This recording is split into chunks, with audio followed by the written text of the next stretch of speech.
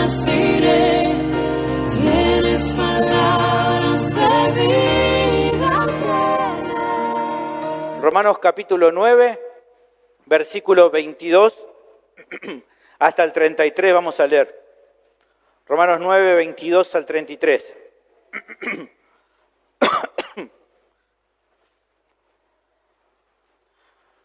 ¿Todos tienen bosquejo para seguirme? ¿Alguien le está faltando? Allá falta uno, ahí en el medio, allá atrás. Los hermanos que tienen ahí bosquejo le pueden acercar. Ahí ya se van a acercar a algunos. Allá en el fondo todos tienen bosquejo, allá también falta en el fondo. Gracias, ahí ya se lo van a acercar los hermanos. Allá atrás también. Bien, ya estamos. Ahora sí. Allá, también atrás. Bueno, vamos a leer entonces ahora sí la palabra del Señor. Recuerda luego mantener su Biblia abierta para seguir la lectura, para ir viendo junto conmigo que todo lo que voy a enseñar está ahí en la Escritura y que no es algo que una opinión personal, sino que es la Biblia. Dice así la palabra del Señor. ¿Y qué si Dios, queriendo mostrar su ira y hacer notorio su poder, soportó con mucha paciencia los vasos de ira preparados para destrucción y para hacer notorias las riquezas de su gloria, la mostró con los vasos de misericordia que Él preparó de antemano para gloria, a los cuales también ha llamado, esto es a nosotros, no solo de los judíos, sino también de los gentiles? Como también en Oseas dice, llamaré pueblo mío al que no era mi pueblo y a la no amada, amada. Y en el lugar donde se les dijo, vosotros no sois pueblo mío, allí serán llamados hijos del Dios viviente. También Isaías clama tocante a Israel, si fuere el número de los hijos de Israel como la arena del mar, tan solo el remanente será salvo, porque el Señor ejecutará su sentencia sobre la tierra en justicia y con prontitud. Y como antes dijo Isaías, si el Señor de los ejércitos no nos hubiera dejado descendencia, como Sodoma habríamos venido a ser, y a Gomorra seríamos semejantes. ¿Qué pues diremos? Que los gentiles que no iban tras la justicia han alcanzado la justicia, es decir, la justicia que es por fe. Mas Israel que iba tras una ley de justicia no la alcanzó. ¿Por qué? Porque iban tras ella no por fe, sino como por obras de la ley, pues tropezaron en la piedra de tropiezo, como está escrito. He aquí pongo en Sión piedra de tropiezo y roca de caída, y el que creyere en él no será avergonzado. Oremos. Dios, te damos gracias por la bendición de poder empezar con esta predicación de tu palabra. Te ruego, Señor, tu gracia, tu ayuda, que me puedas, Señor, dar claridad para estos pasajes tan preciosos, pero a la vez también tan profundos, que me ayudes, que me des entendimiento y que le des también entendimiento a mis hermanos para que ellos puedan comprender, entender con claridad lo que aquí está, creerlo de todo corazón y aplicarlo en su vida diaria como es tu voluntad. Señor, te ruego tu ayuda y tu compañía en este tiempo y que vos seas glorificado, entendiendo que de parte y delante tuyo es que hablamos en Cristo y que eso nos dé reverencia para este tiempo y este momento. Pido todo esto en el nombre de Cristo Jesús. Amén. Una de las situaciones más feas que a un niño le puede tocar en su infancia, y entre esas me incluyo, es cuando tu mamá te mandaba a cambiar algo en el almacén, ¿no? O en otro tipo de comercio, en la verdulería, en la carnicería.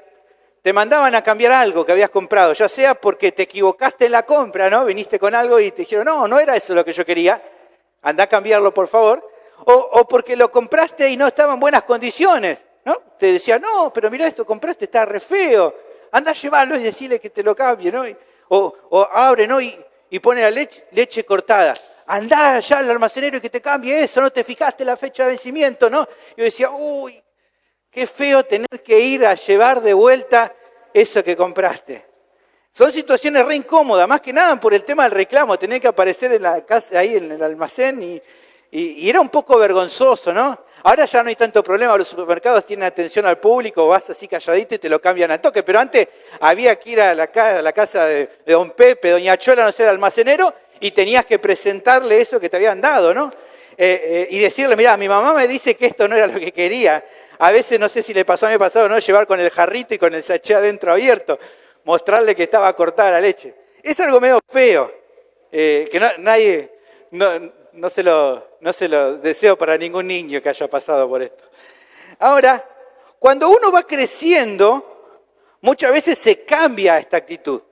Y en vez de darnos vergüenza, ahora somos nosotros los que vamos, ¿no?, a pedir explicaciones o a exigir el hecho de no estar conforme con lo que se nos vendió. O algunos, no me ha pasado todavía, pero algunos no, es como que se cobran venganza con sus hijos y hacen lo mismo que hicieron sus padres con ellos y ahora son grandes y le mandan a sus propios hijos a cambiar algo, ¿no? Es decir, ¿cómo vas a traer esto?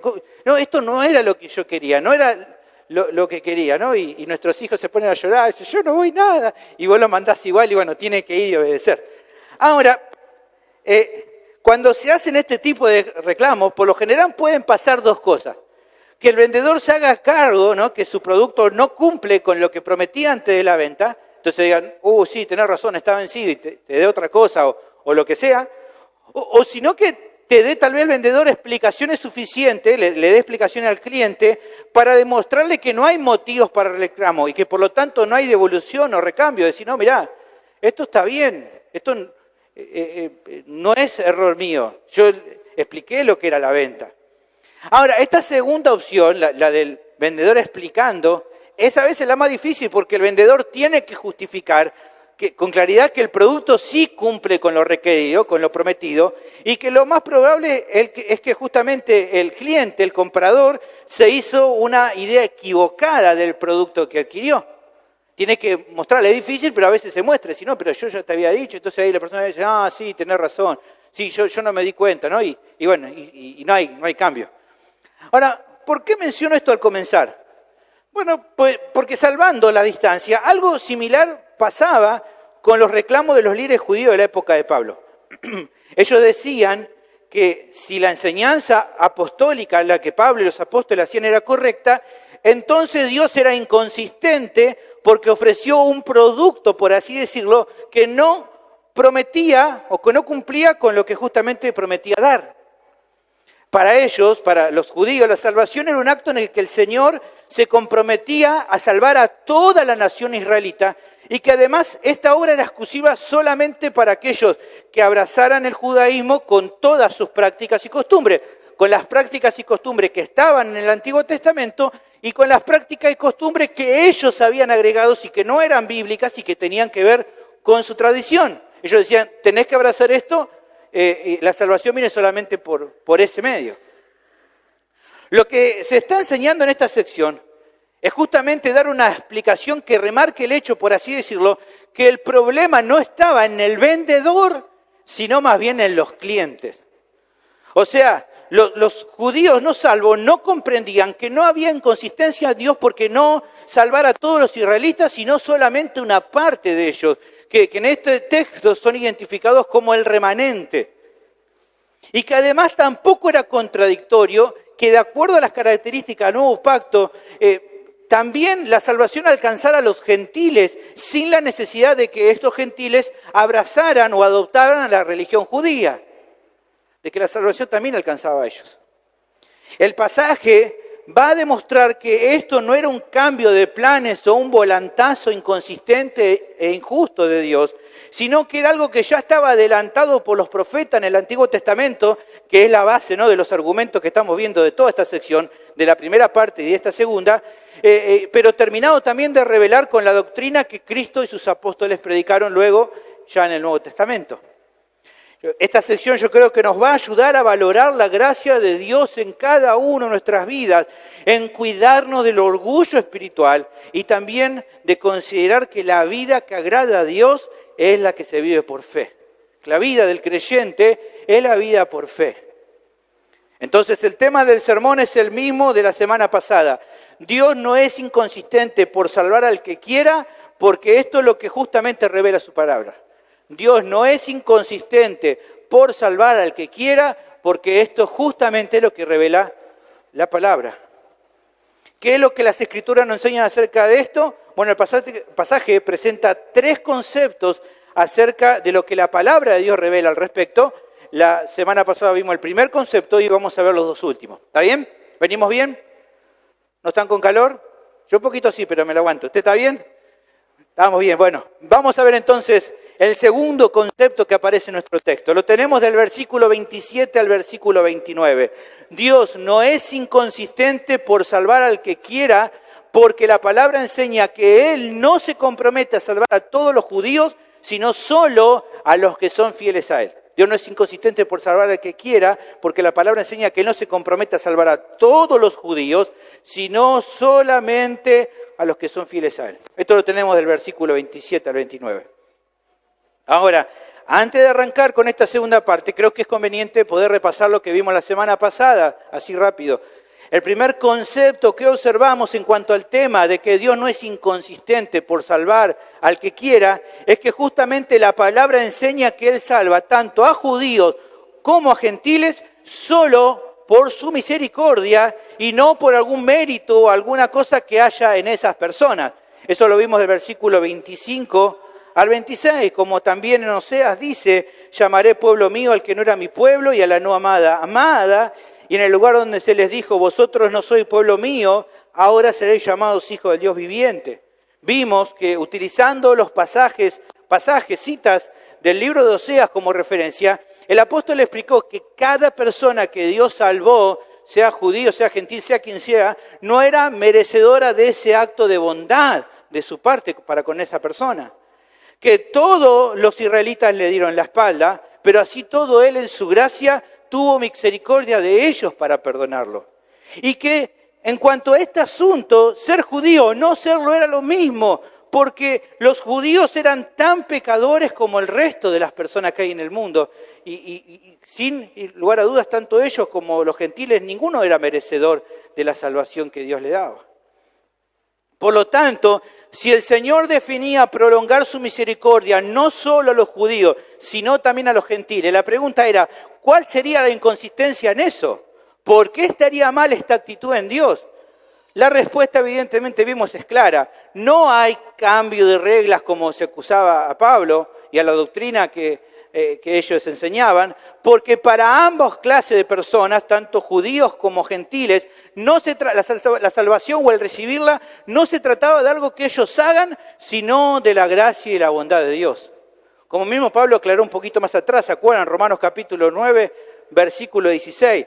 Así que no depende del que quiere ni del que corre, sino de ser judío o gentil. No, ¿qué dice?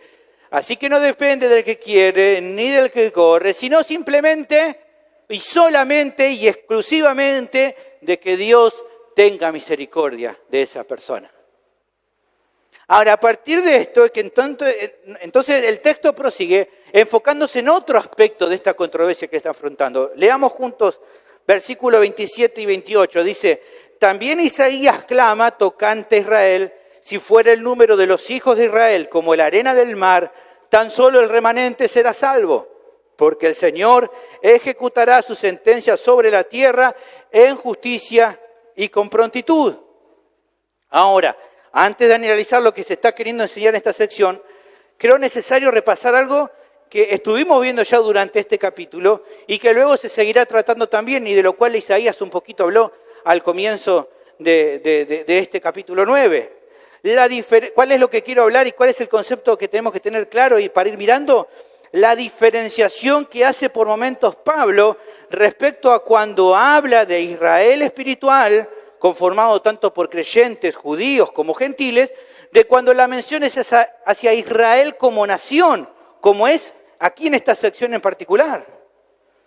Eso lo notamos en cómo pasa de hablar acerca de personas, la anterior sección hablaba de personas individuales a las cuales él denominaba, ¿se acuerdan? Pueblo mío e hijos del Dios viviente, que justamente eran salvados por su misericordia. Ahí estaba hablando del Israel espiritual en el sentido de aquellos creyentes que eran salvados individualmente. Ahora la cita del profeta Isaías, sin que se mencione el nombre de Israel directamente en la cita original, Pablo la trae a colación, porque evidentemente está hablando aquí y apuntando especialmente a Israel como nación, marcando no solamente el nombre de Israel, sino también cambiando un poco el argumento, o sea, llevándolo para otra cosa que quiere hablar, además de que eran directamente palabras dirigidas a la nación. Fíjate que dice también Isaías clama tocante a Israel. Evidentemente está apuntando a Israel como nación. Ahora, se refiere de esta manera y apunta a Israel como nación, porque también aquí hay un cambio de argumento, como te decía, y refleja el juicio del Señor sobre ellos como nación.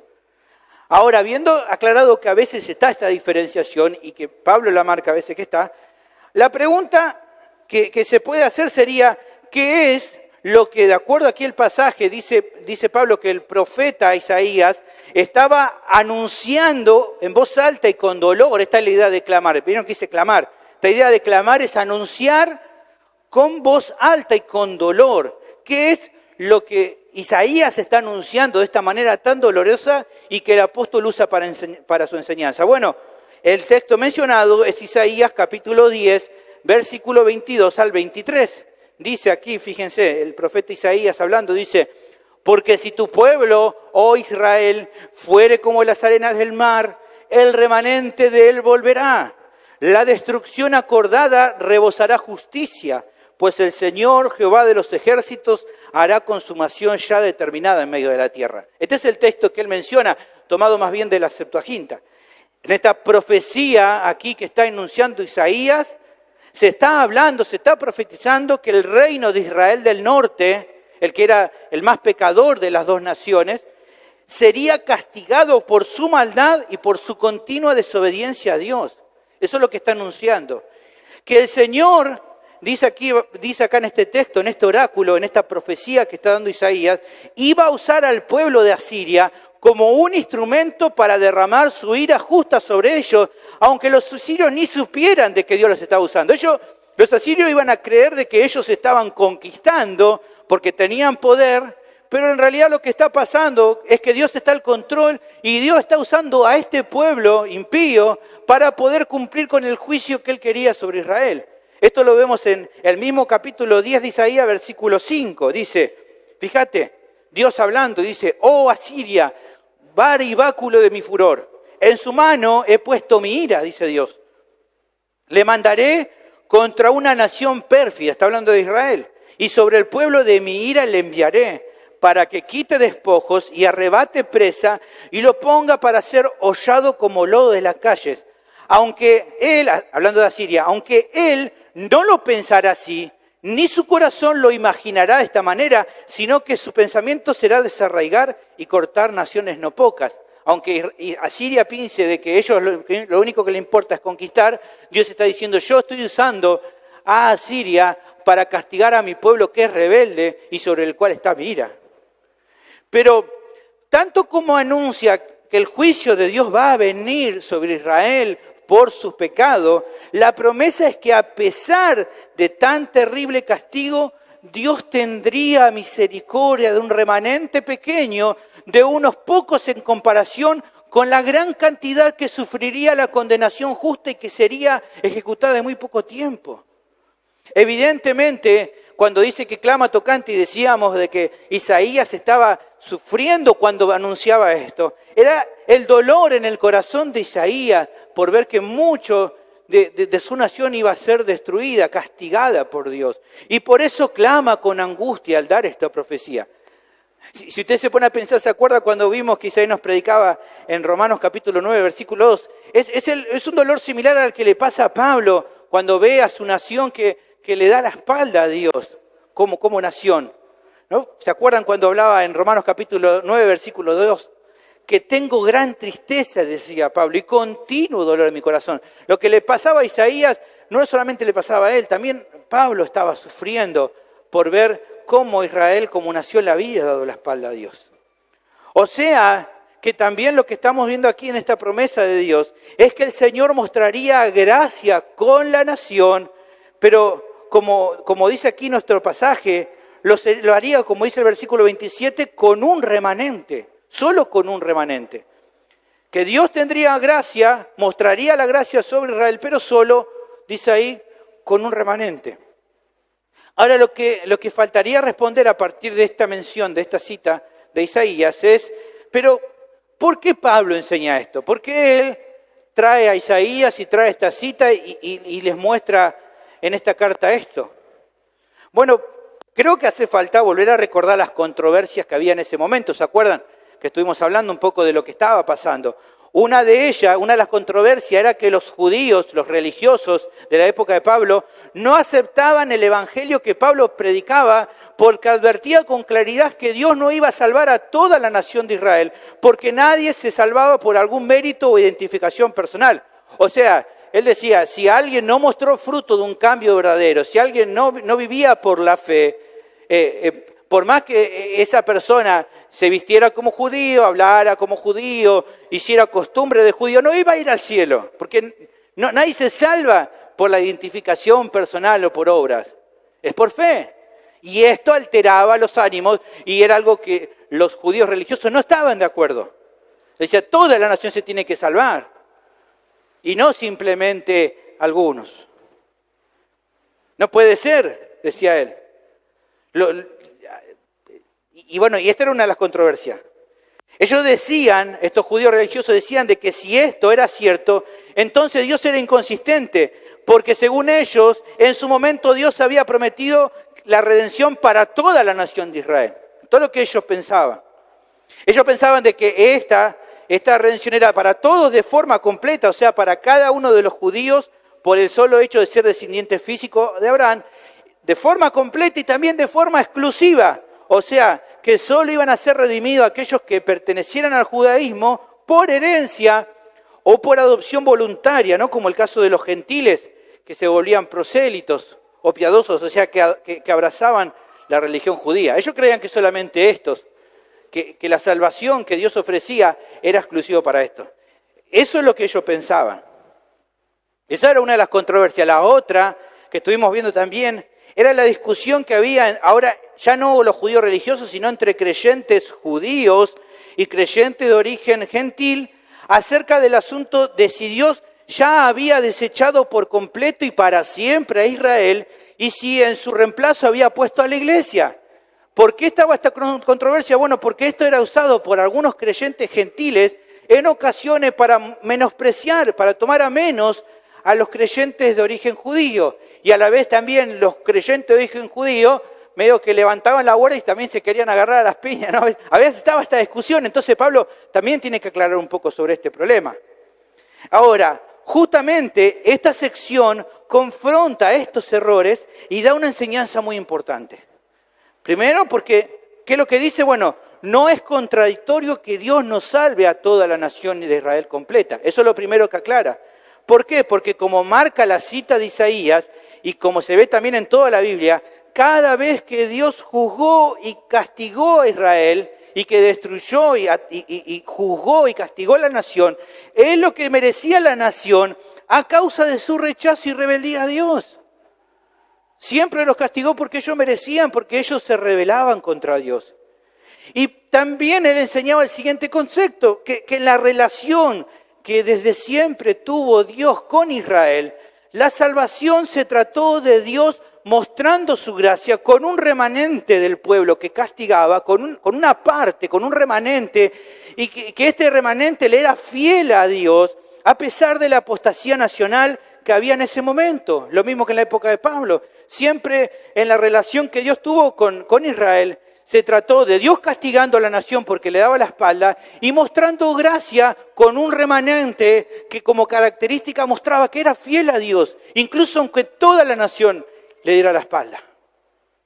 Por lo que entonces, habiendo entendido estos conceptos de que Dios no iba a salvar a todos, sino solamente y que Dios no lo iba a salvar porque ellos eran culpables por su pecado, y que siempre el trato de Dios con la nación de Israel fue con un remanente, la pregunta que los judíos religiosos, que los creyentes genuinos y gentiles y judíos en Roma, y que cada uno de los lectores posteriores de la carta, incluidos nosotros, nos deberíamos hacer, la pregunta que no nos deberíamos hacer es, ¿Dios desechó ya a Israel y lo suplantó por la iglesia?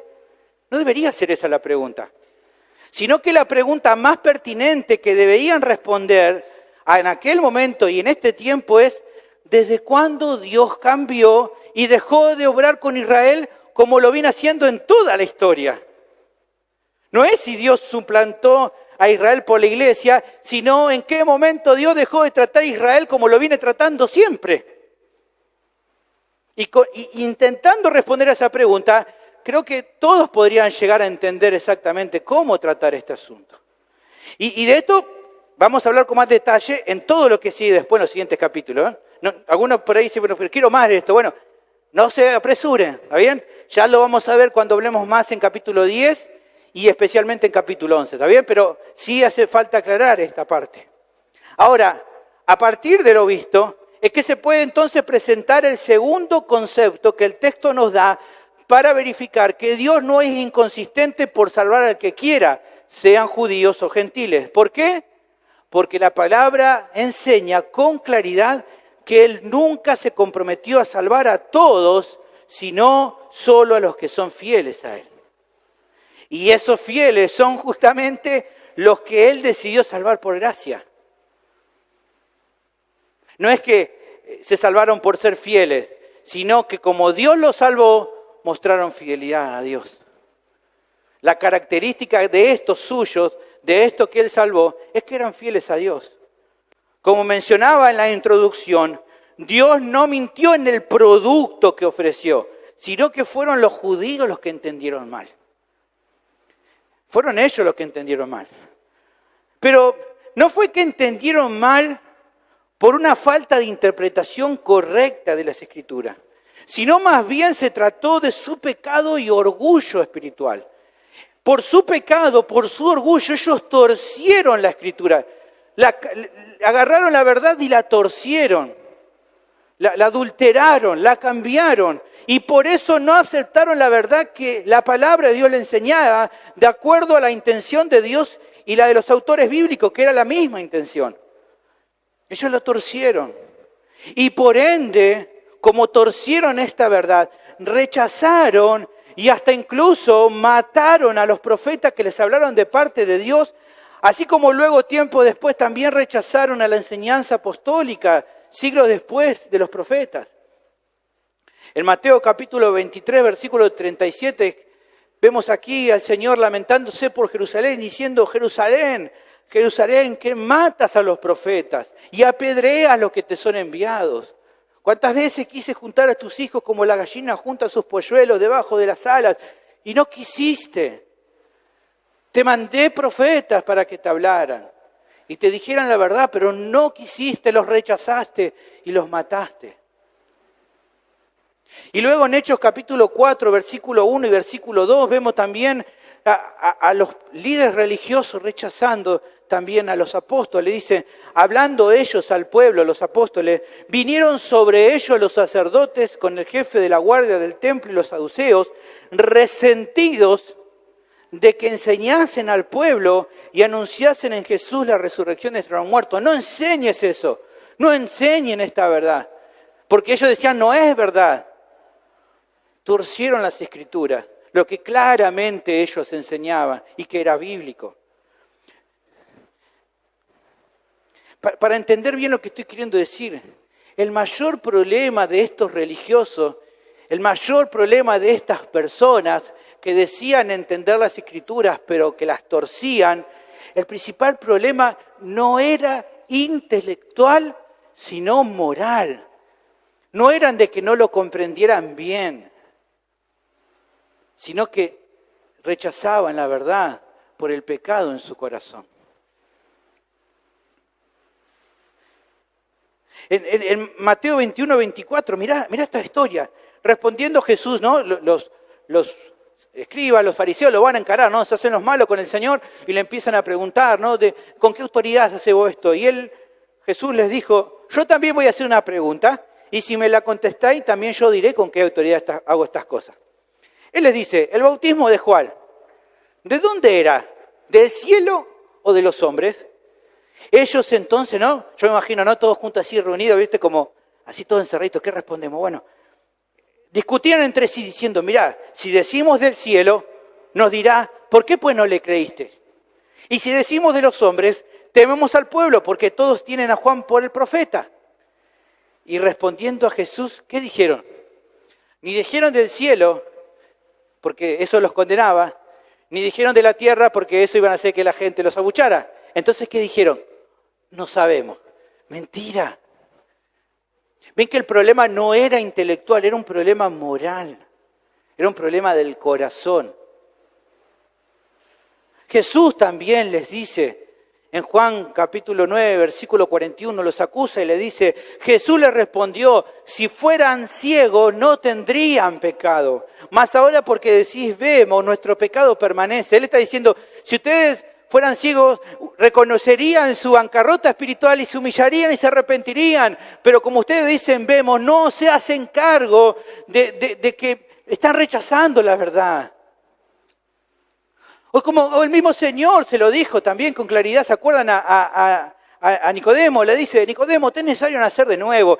Y Nicodemo le dice, ¿cómo es esto? ¿Tengo que volver a la panza de los hombres, a la panza de mi mamá? Y él le dice, Nicodemo, eres un maestro y no sabés lo que estoy hablando. No es que Nicodemo no entendía, Nicodemo entendía lo que estaba pasando. Lo que pasa es que se hacía el tonto ante la realidad de lo que el Señor le estaba mostrando, que tenía que morir y tenía que volver a nacer, que necesitaba una obra de Dios, porque él estaba perdido, por más que tuviera tanto conocimiento teórico de las Escrituras. Y por tanto, todas estas personas no estaban dispuestos a arrepentirse, sino que fueron en contra de la verdad. Y debido a esta actitud rebelde, fueron castigados en muchas ocasiones. Sin embargo, también vemos que Dios guardó un remanente. Y los ejemplos en la historia son muchísimos, hermanos. Usted puede leer el Antiguo Testamento y va a encontrar una y otra vez Dios castigando al pueblo de Israel, pero siempre sosteniendo un remanente. En el desierto, por ejemplo, fue un caso. Dice en Números 14, 21. Mas tan ciertamente como vivo yo, dice el Señor, le dice al pueblo, y mi gloria llena toda la tierra, todos los que vieron mi gloria y mis señales que he hecho en Egipto y en el desierto, y me han tentado ya 10 veces y no han oído mi voz, no van a ver la tierra de la cual juré a sus padres. No, ninguno de los que me han irritado la verá. Fuimos, entonces todo el mundo va a perecer en el desierto. No, ¿qué dice versículo 31 de Números 14? Pero a vuestros niños, de los cuales dijiste que serían por presa, yo los introduciré y ellos conocerán la tierra que vosotros despreciáis. ¿Te ven? A pesar del castigo, Dios guarda un remanente. En la época de los jueces es todo el tiempo. El pueblo se deslizaba y entonces Dios los castigaba y ellos entonces clamaban y Dios les mandaba un juez y los salvaba. Y todo el tiempo. ¿Se acuerdan que hablamos de una historia preciosa? La historia de Ruth. Está ocurriendo gente que es fiel a Dios en medio de una nación que es apóstata, que no sirve a Dios, que desobedece a Dios, que le es rebelde. Y en medio de esta situación, gente que está temiendo a Dios. Israel del norte, lo mismo que el sur, pasaron por situaciones semejantes. En Jeremías 23:3, mirá lo que dice. Y yo mismo, dice el Señor, recogeré el remanente de mis ovejas de todas las tierras a donde las eché. Y las haré volver a sus moradas, y crecerán y se multiplicarán. ¿Quién había castigado al pueblo? Dios. ¿Ve qué dice? Yo las eché, yo las castigué, pero yo también voy a traerlas. Voy a tener misericordia. Y asimismo también pasó, hermanos, en el primer siglo después de Cristo, en la época de aquel primer siglo, cuando vemos a la iglesia, cuando está Pablo y están los apóstoles. En el año 70, usted puede ver la historia, Jerusalén fue arrasada. Sus habitantes fueron en parte masacrados y en parte dispersos como esclavos, e incluso el templo fue destruido. Eso fue una masacre, la que el general Tito allí, el general romano hizo en Jerusalén, fue una destrucción masiva. Destruyó toda la ciudad, destruyó el templo, mató a un montón de gente y a muchos los dispersó como esclavos por todos lados. Y incluso tuvieron que pasar casi 2000 años luego de la Segunda Guerra Mundial para que Israel pudiera volver a tener su soberanía como nación. Hoy está nuevamente ahí, chiquitito ahí en el medio de Oriente, ¿no? Entre tanta guerra, ahí está Israel, ahí están los judíos, gente que todavía se sigue llamando a sí mismo descendiente de Abraham. Lo que también eso, uno lo piensa, ¿no? Y dice, ¿cómo puede ser? Todos fueron dispersos en el año 70, mandados por todos lados, pero así todo, 2000 años después, nuevamente está.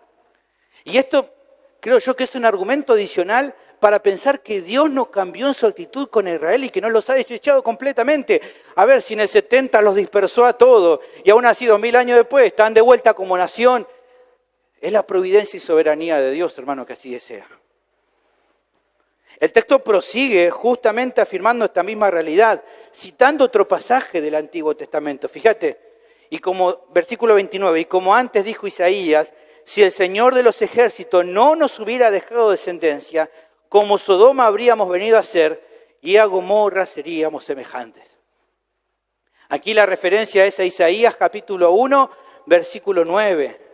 La referencia que hace es que si hay esperanza para alguien, sea judío o gentil, es solo por la misericordia de Dios. El concepto es ese, si alguien va a ser sostenido, es solo por la misericordia de Dios. Que si Dios no hubiera guardado un remanente, aquí expresado, en vez de utilizar la palabra remanente, usa la palabra descendencia, pero va al mismo concepto por lo que venía diciendo, no hubieran quedado rastros de Israel. Eso es lo que está diciendo. ¿Se acuerdan de Sodoma y Gomorra? Dios la destruyó por completo. No quedó, como decimos nosotros, ni el logro. No quedó nadie. Solamente Lot y sus hijas. El resto todo fue destruido. Lo que dice el profeta es, si no hubiera sido por la misericordia de Dios, a nosotros nos hubiera pasado como Sodoma y Gomorra. ¿Por qué? Porque nosotros somos como Sodoma y Gomorra. Somos unos pecadores y unos rebeldes. No merecíamos nada de parte de Dios. Si Dios no hubiera tenido misericordia y no hubiera guardado ese remanente, ya no estaríamos acá. Pero así todo, vale aclarar que por mostrar esta gracia que mostró hacia el pueblo de Israel, no quiere decir que Dios esté obligado a tener esta gracia con todos los descendientes físicos de Abraham, sino solamente con ¿quién? Con los que Él quiere. Ya lo ha dicho esto Pablo, ¿se acuerdan? Romanos 9, 18. De manera que de quien quiere tiene misericordia y al que quiere endurecer, endurece. Es Dios en su soberanía que decide salvar a los que Él quiere y no por esto dijimos es injusto.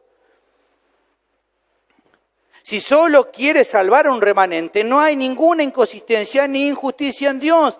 El pecado de Israel fue tan serio y tan horrible delante de su presencia que si Dios lo deseaba en cualquiera de las ocasiones, porque no fue una sola vez, un montón de veces Dios castigó a Israel. Te he mencionado varias, pero tenés un montón más.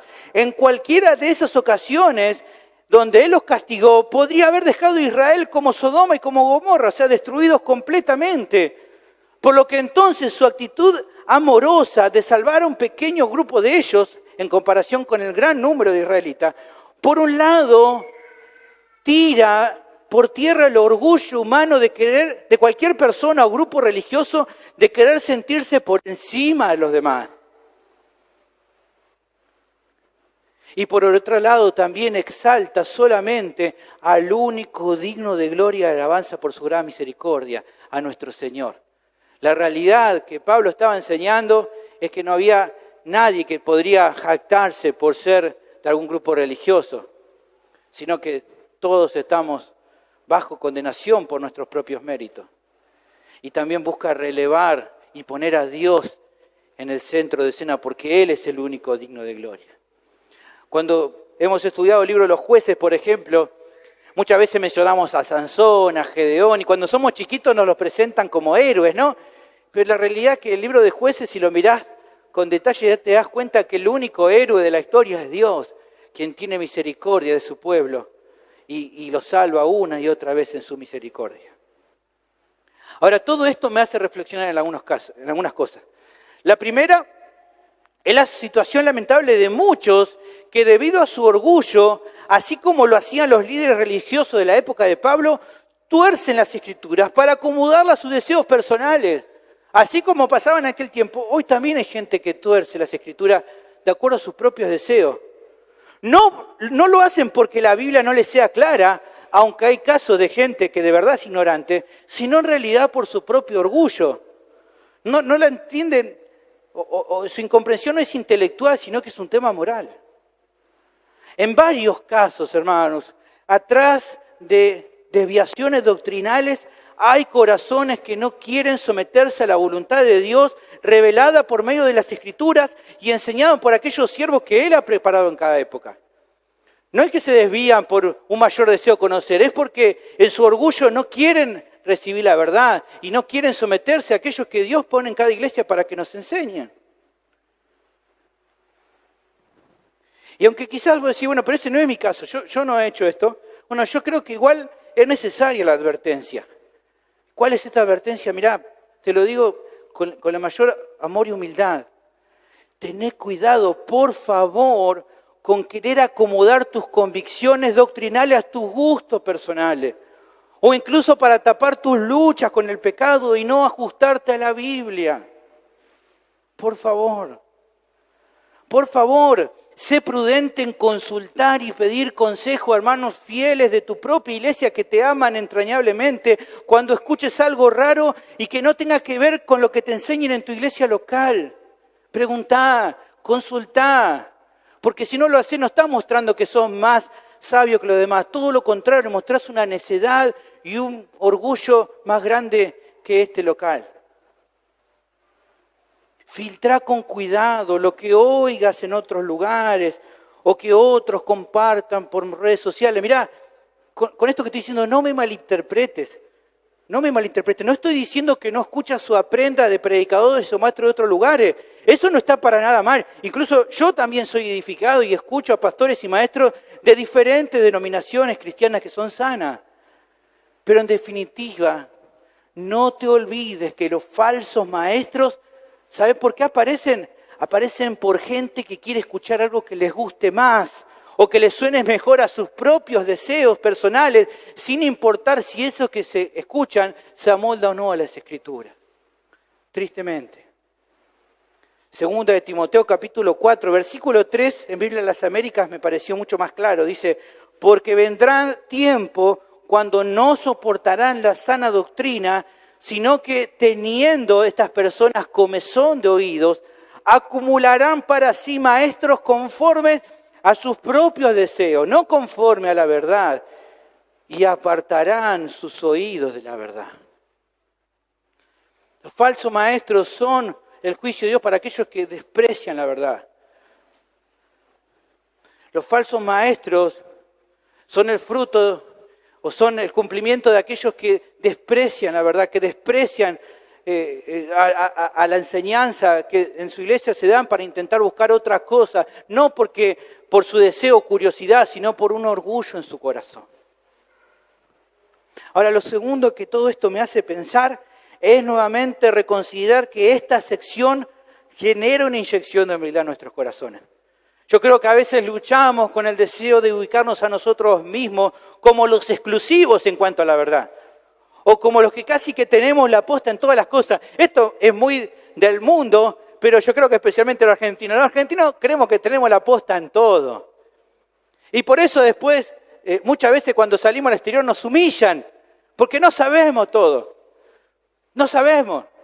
Nosotros decimos, somos los mejores en el fútbol. Bueno, no somos los mejores. Alguien ganó más campeonatos del mundo que nosotros. Así que no somos mejores. No somos mejores en nada. Creo que lo único que hacemos más rico es el dulce de leche. Y no sé si hasta el mate hay competencia con el uruguayo. Pero no tenemos en toda la posta. Tenemos que ser humildes, reconocer que tenemos mucho todavía que aprender. Que no somos los exclusivos en cuanto a todo. Y que no siempre tenemos la posta de todo, sino que siempre hay más para aprender. Por otro lado, también puede aparecer la motivación personal en tu vida de querer resaltar por sobre los demás hermanos. También puede estar esto. Tal vez no de sentirte exclusivo, decir, bueno, mi iglesia es la mejor que toda, o lo que yo creo mejor que todo, sino incluso dentro de tu misma iglesia querer tener el sobresalir sobre los demás. O crees que mereces tener un trato preferencial dentro de la iglesia. Decir, bueno, no, pastor, vos me tenés que atender a mí antes que el otro. Porque, bueno, yo estoy acá hace más tiempo, yo soy más sabio, yo conozco más. Yo estuve con tal otro. ¿Qué me importa? O sea, a todos por igual los tratamos, pues somos todos hermanos acá. El único acá que tiene trato preferencial, el único digno de tener el lugar principal es el Señor. De ahí para abajo estamos todos igual, hermano. A lo sumo tenemos diferentes roles, pero ninguno más importante para considerarse superior a los demás. Nada, hermano, más lejano de lo que Dios quiere para vos como su hijo. Tu actitud tiene que ser todo lo contrario. Tu actitud tiene que ser la de reconocer que si no hubiera sido por la misericordia de Dios, vos y yo seríamos como Sodoma o como Gomorra también. Y que por lo tanto tenés que servir a los demás con la misma bondad inmerecida que Dios tuvo con vos.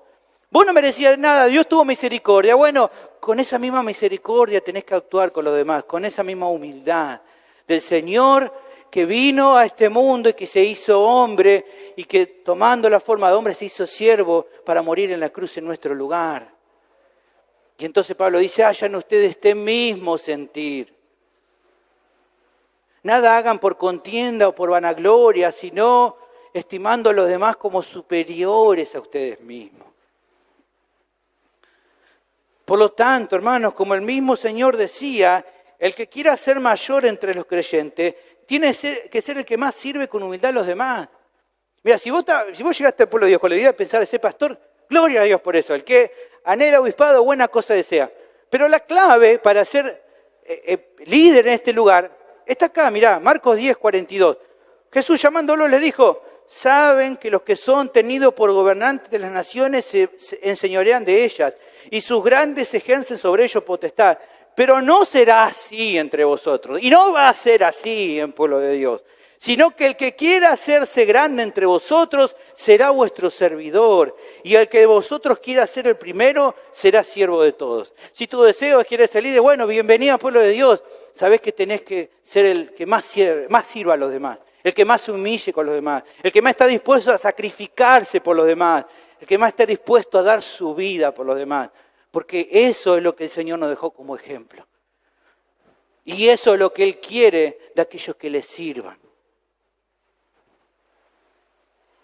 Pero a su vez también buscar tener la humildad suficiente para hacer una evaluación honesta a partir de lo visto en esta sección.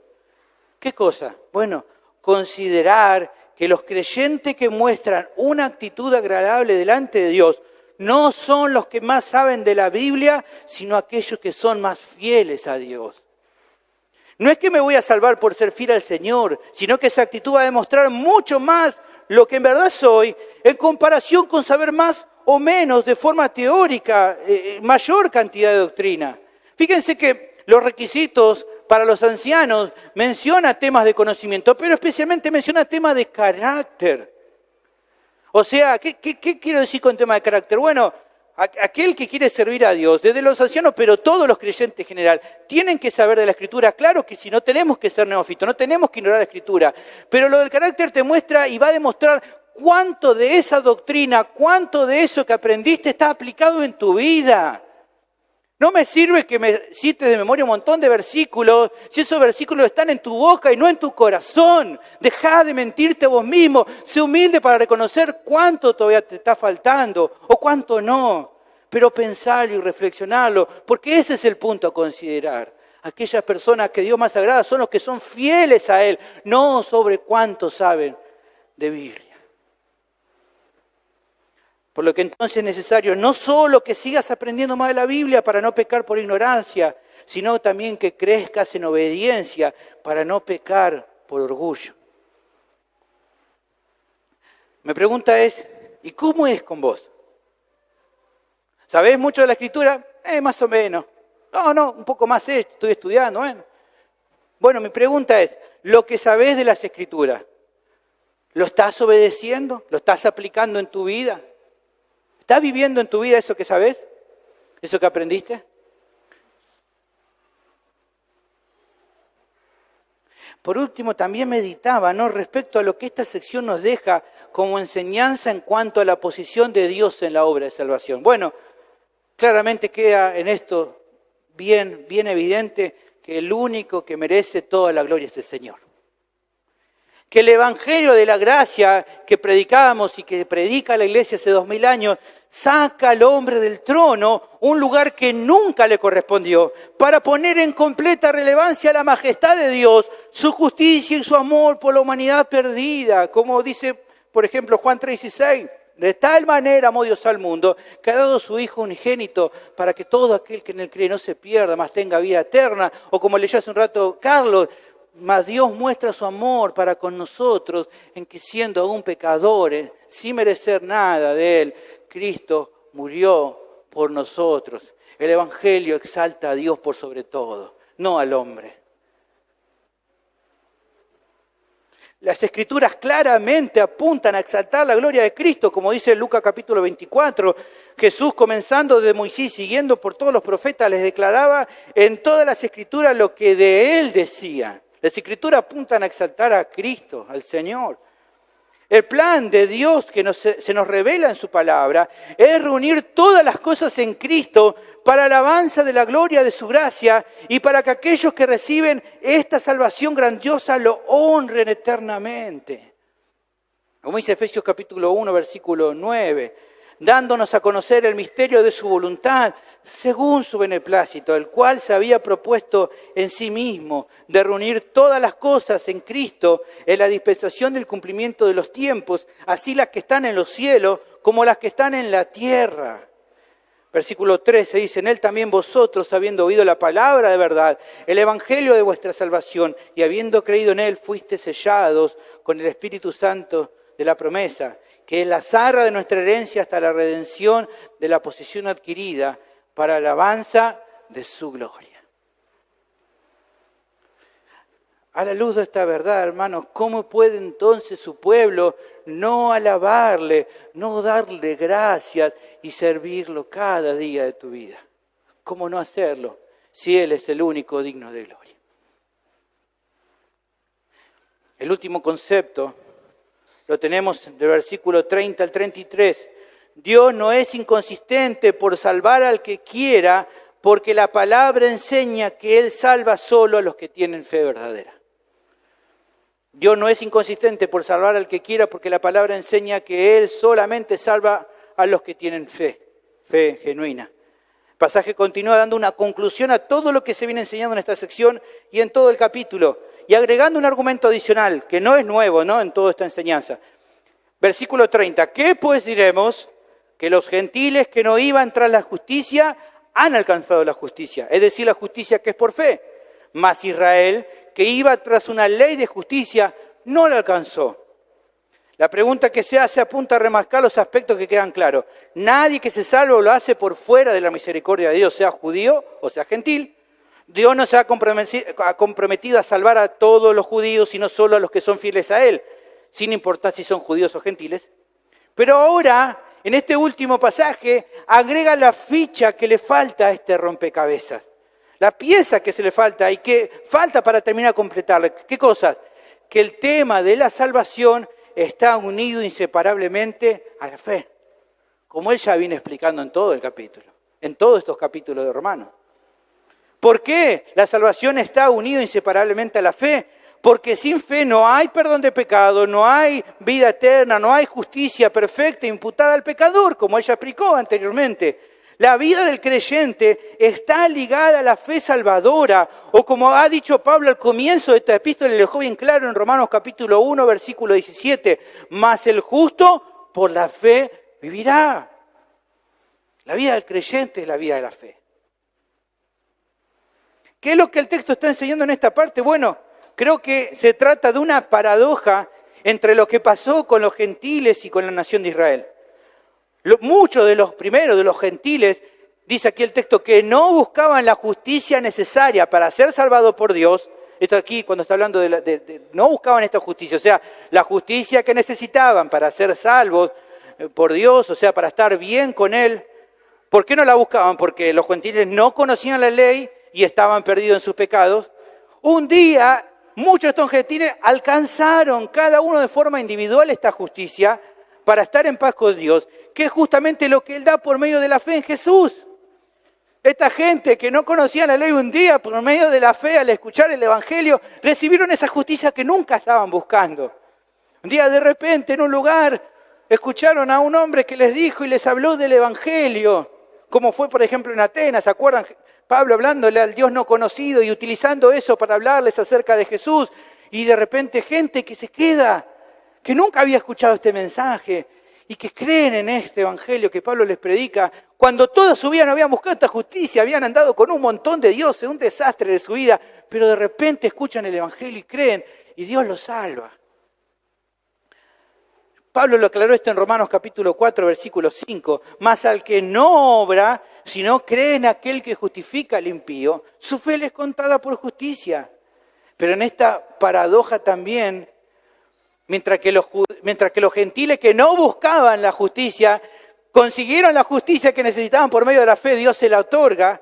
La nación israelita que sí buscaban obtener esta justicia perfecta, porque conocían la ley y no podían negar que también eran pecadores, no alcanzaron esta justicia que los declarara justos delante de Dios. Mientras que unos no la buscaban y la alcanzaron, los otros que sí la buscaban no la alcanzaron. ¿Por qué no? ¿Por qué los primeros sí? ¿Por qué muchos de los gentiles sí y la nación de Israel no? Bueno, el texto lo presenta a continuación, versículo 32. ¿Por qué?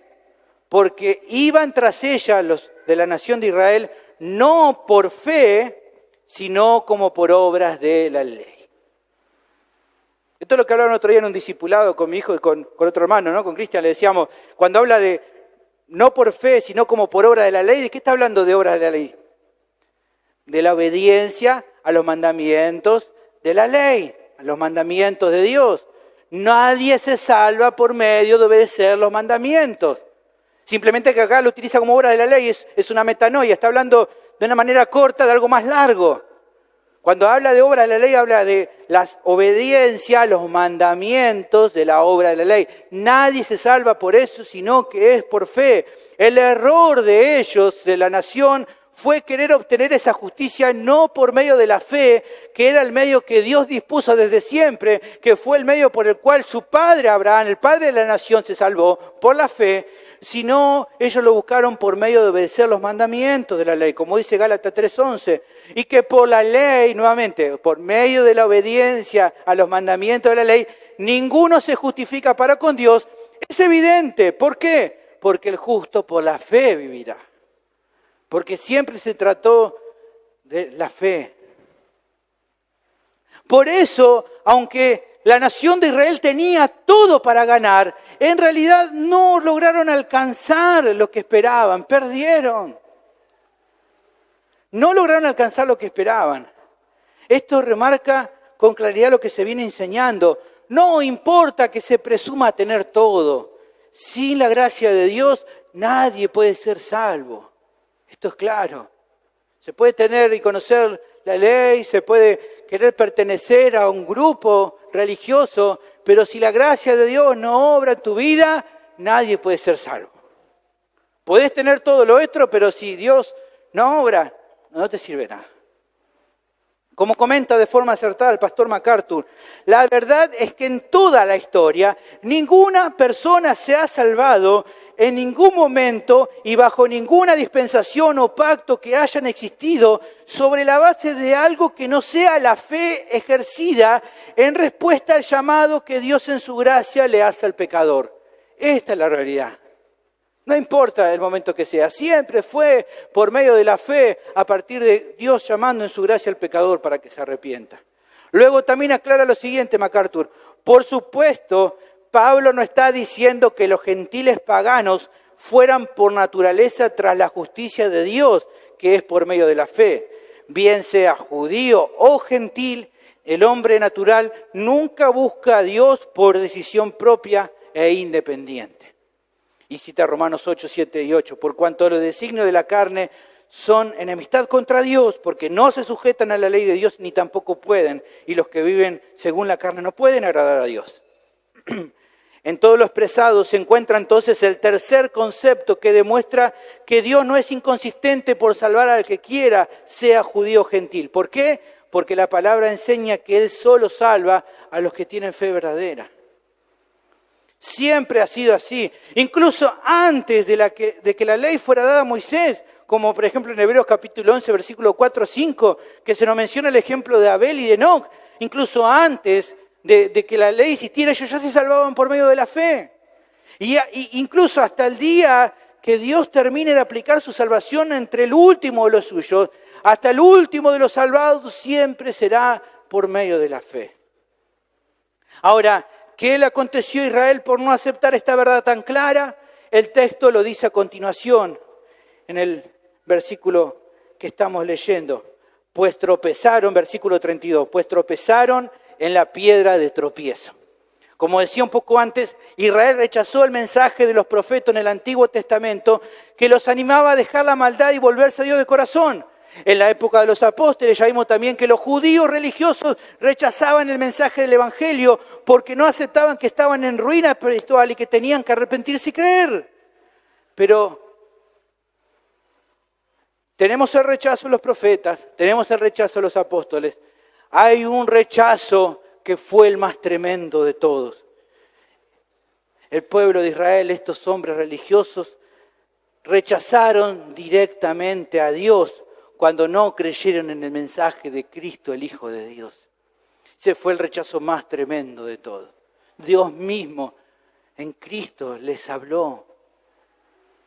Dios vino al mundo, se hizo carne y Dios mismo les dio el mensaje, pero ellos lo rechazaron. Si Jesús le dijo que Él y el Padre eran uno, el hecho de darle la espalda al carpintero de Nazaret era darle la espalda a Jehová de los ejércitos, al que ellos decían que adoraban y servían. A pesar de que ellos decían que adoraban y servían a Jehová, ellos le dieron la espalda a Jehová porque Jehová les estaba hablando en Cristo, en la persona en Cristo. Era Jehová mismo que le estaba hablando. Jesús entonces les dijo: si vuestro Padre fuese Dios, ciertamente ustedes me amarían a mí, porque yo también soy Dios. Pero yo de Dios he salido y he venido, pues no he venido de mí mismo, sino que Él me envió. ¿Por qué ustedes no entienden mi lenguaje? Porque no podéis escuchar mi palabra. Vosotros sois de vuestro padre el diablo, no son de Dios, son de vuestro padre el diablo, y los deseos de vuestro padre queréis hacer. Él ha sido homicida desde el principio, no ha permanecido en la verdad, porque no hay verdad en él. Cuando habla mentira, de suyo habla, porque es mentiroso y padre de mentira. Y a mí, porque digo la verdad, no me cree. Si yo diría mentiras como Satanás dice mentiras, ustedes me aplaudirían, pero como yo les digo la verdad, entonces ustedes no creen, porque el problema de ustedes no es intelectual, sino moral. Porque a causa de su pecado me rechazan. Y porque tienen que reconocer que sin Dios están perdidos, por más que conozcan toda la Torá, como él estaba diciendo. Es tremendo, hermanos. Piensen en esto. La tensión de todo el Antiguo Testamento, ¿cuál era? La espera ansiosa del Mesías. Todo el Antiguo Testamento se van caminando esperando ¿qué cosa? Que el Mesías venga. Pero ahora ellos tenían al Mesías delante de ellos, en carne y hueso, y lo desprecian. Por lo que entonces la bendición más maravillosa que el mundo pudiera haber recibido se transformó en una piedra de tropiezo para Israel, quien despreció a ese rey que tantos siglos estuvieron esperando. Hermanos, qué tragedia que teniendo la verdad delante de ellos la despreciaron. El Señor refleja esto por medio del lamento que justamente queda reflejado en el Evangelio de Lucas. Mirá, Lucas 19:41. Y cuando llegó cerca de la ciudad el Señor, al verla lloró sobre ella, diciendo: oh, si también tú conocieses a lo menos en este día lo que es para tu paz, mas ahora está encubierto de tus ojos. Porque vendrán días sobre ti cuando tus enemigos te rodearán con vallado y te sitiarán y por todas partes te estrecharán y te derribarán a tierra y a tus hijos dentro de ti y no dejarán en ti piedra sobre piedra por cuanto no conociste el tiempo de tu visitación. ¿No te diste cuenta? ¡Qué tragedia, hermano! Siglos esperando y cuando el rey viene lo desprecia.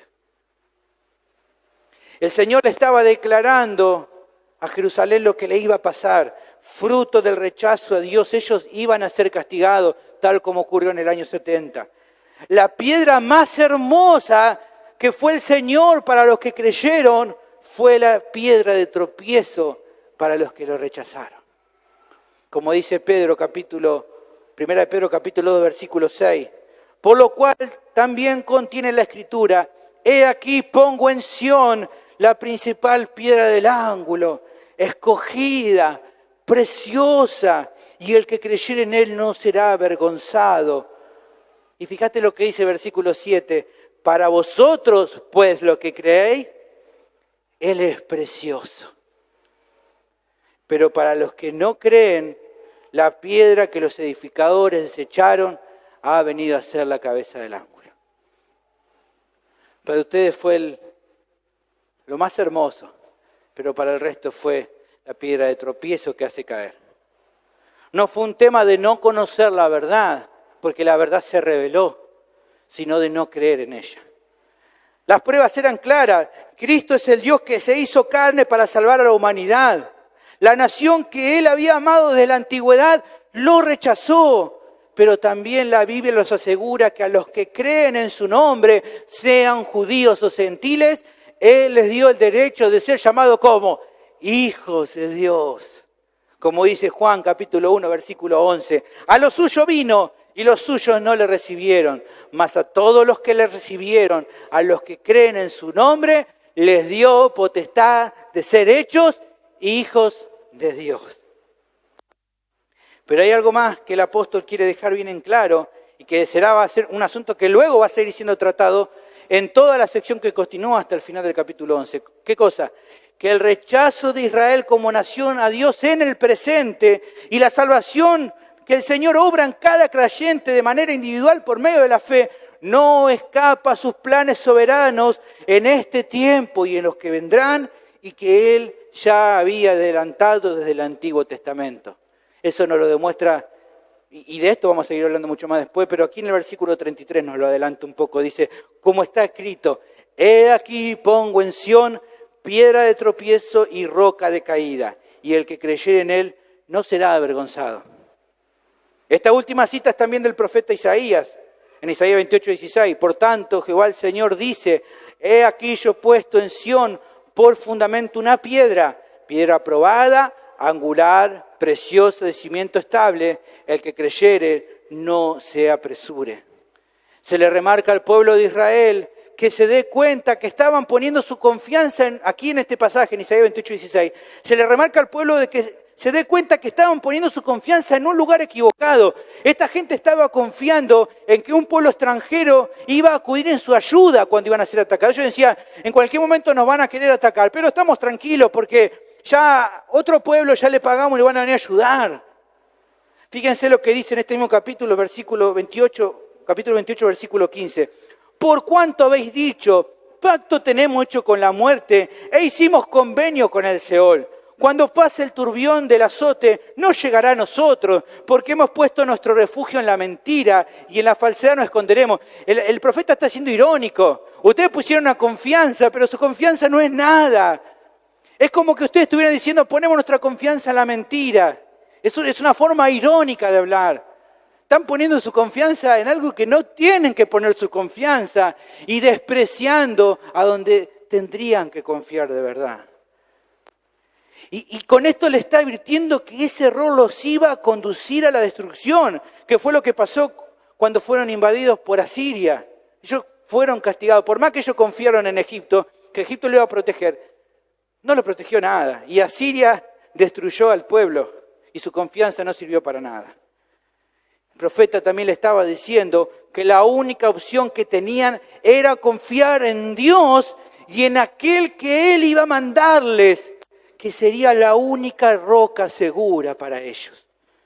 Esta roca, a la que Isaías llamó piedra aprobada, angular, preciosa y de cimiento estable, se transformó para ellos en una piedra de tropiezo que los hizo caer en condenación por su propia responsabilidad, tanto en la época de Isaías como en la venida de Cristo al mundo. Pero en cambio, para los que creen de verdad en Él, tendrían la seguridad de que no serían avergonzados, sino que estarían a salvo por toda la eternidad. Porque esta era una confianza segura, porque la roca, que es el Señor, esta piedra preciosa, sería una roca que los sostendría hasta el fin. En eso sí tenían que poner la confianza.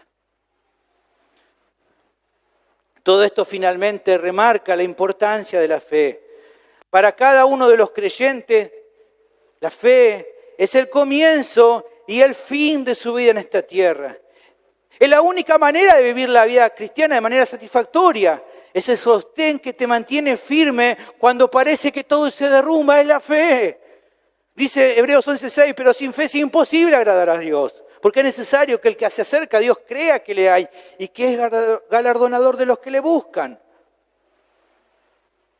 Así que para cada creyente es importante la vida de fe. No se puede vivir tu vida cristiana sin fe. De hecho, el hecho que digas creyente es tener fe. El punto es, como siempre escuchamos por ahí un predicador que dice, no es fe en la fe, es fe en el Señor Jesús. Esa es la vida que agrada a Dios. Pero así como es importante la fe, y de esto vamos a seguir hablando en el capítulo 10, así que no se lo pierdan lo que viene después, la fe es también igual de importante, tanto para el que está en Cristo, para el creyente verdadero, como para aquel que hoy me está escuchando, ya sea que está en este lugar o que está escuchando esta predicación. Para todo el que está sin Cristo, la fe también es igual de importante. Ya has escuchado hoy, ya te han presentado hoy, ¿se acuerdan? Y todos los domingos, pero hoy ya se ha presentado el mensaje del Evangelio y las diferentes verdades que presenta. ¿Cuáles son? Que no te puedes salvar a vos mismo, que estás perdido y mereces la condenación eterna, que Cristo vino al mundo a salvar a los pecadores y que la única justicia perfecta capaz de solucionar el problema de tu pecado, que es la misma justicia de Cristo, Él la otorga a todos los que creen en este mensaje. También el contenido de este mensaje es que la fe involucra el hecho de arrepentirte, porque solo el que cree para salvación es capaz de reconocer que a causa de su maldad está perdido sin Cristo. Y finalmente este mensaje dice que la única salvación es confiar en lo que Él hizo por cada uno de nosotros. Mi pregunta al haber oído este mensaje es, ¿qué vas a hacer hoy con este mensaje para vos que estás sin Cristo? ¿Lo vas a escuchar y creer o lo vas a rechazar? Oremos. Dios, te doy gracias por la bendición de poder predicar tu palabra, que es tan preciosa que habla nuestra vida, que nos muestra, Señor, acerca de tu gracia, que nos muestra acerca de tu obra para con nosotros, que nos muestra de la necesidad que tenemos de tu gracia, que sin ella no podríamos andar, no podríamos vivir, y que nos muestra la importancia de vivir por fe. Señor, que esto sea lo que conduzca nuestra vida, que nos haga ser más humildes, que destruya nuestra arrogancia, que nos haga someternos unos a otros y amarnos unos a otros y vivir la vida cristiana de unos con otros, Señor. Y que ayude a aquel que está hoy sin Cristo a que se vuelva a vos de todo corazón, reconociendo que sin vos no hay esperanza para su vida. Que vos puedas obrar en cada uno que están aquí, que podamos meditar en todo esto que vimos, que podamos creerlo y que podamos aplicarlo en nuestra vida diaria de acuerdo a tu voluntad. Bendice, Señor, también este tiempo final de alabanza, que vos puedas ser glorificado en todas las cosas y que recibas toda la gloria de parte de la iglesia en Cristo Jesús. Amén.